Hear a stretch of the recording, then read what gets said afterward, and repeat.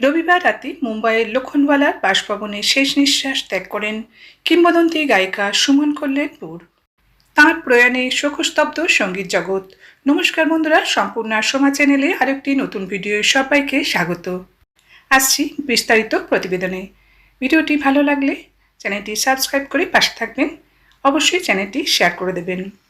রবিবার রাতে মুম্বাইয়ের লোখন্ডওয়ালার বাসভবনে শেষ নিঃশ্বাস ত্যাগ করেন কিংবদন্তি গায়িকা সুমন কল্যাণপুর। মৃত্যুকালে এই গায়িকার বয়স হয়েছিল 89 বছর। গত এক মাস ধরে তিনি অসুস্থ ছিলেন। তার প্রয়াণে ভারতীয় সঙ্গীত জগৎ হারালো এক শক্তিশালী কণ্ঠশিল্পীকে, যিনি কয়েক দশক ধরে শ্রোতাদের হৃদয়ে বিশেষ স্থান দখল করেছিলেন। ভারতীয় চলচ্চিত্র সঙ্গীতের সোনালী যুগের অন্যতম উজ্জ্বল কণ্ঠস্বর ছিলেন সুমন কল্যাণপুর। তবে তার দীর্ঘ সঙ্গীত জীবনের একটি বড় অংশ কেটেছে একটি অদ্ভুত তুলনার মধ্যে।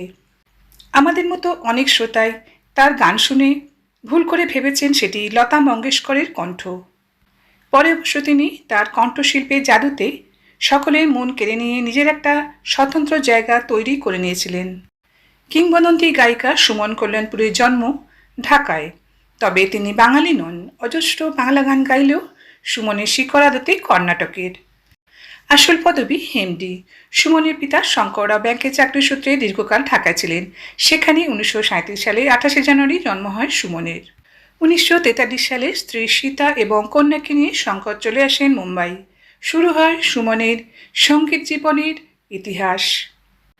সুমন কল্যাণপুর দীর্ঘ 6 দশকেরও বেশি সময় ধরে ভারতীয় সঙ্গীত জগৎকে সমৃদ্ধ করেছেন। শাস্ত্রীয় সঙ্গীতে গভীর জ্ঞানের মাধ্যমে তিনি প্লেব্যাক দুনিয়া নিজের আধিপত্য স্থাপনে সক্ষম হয়েছিলেন। তিনি শুধু মারাঠি ভাষাতেই নয়, অসমিয়া, কন্নড়, বাংলা এবং ওড়িয়া সহ বিভিন্ন আঞ্চলিক ভাষাতেও গান রেকর্ড করেছেন।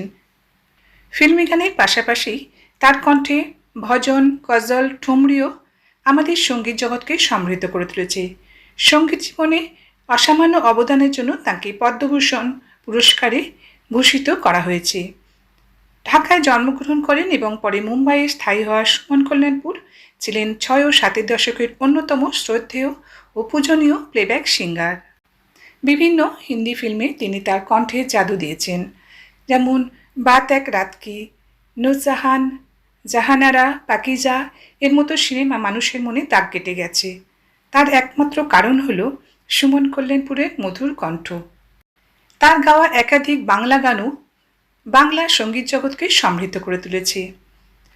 মনে করো আমি নেই, বসন্ত এসে গেছে, আমার স্বপ্ন দেখা দুটি নয়ন, এইসব গান তার মধুর কণ্ঠে আমাদের অপরূপ এক ছোঁয়া এনে দিয়েছে। চিরকালের মতো থেমে গেল সেই কণ্ঠস্বর। জনপ্রিয় গানের পাশাপাশি ধ্রুপদী, রাগাশ্রয়ী নানা ধরনের গানের শিল্পী ছিলেন একদম সাবলীল। সোমবার বেলা 11টা থেকে 12টার মধ্যে মুম্বাইয়ের পবনহংস শ্মশানে তার শেষকৃত্য সম্পন্ন হওয়ার কথা।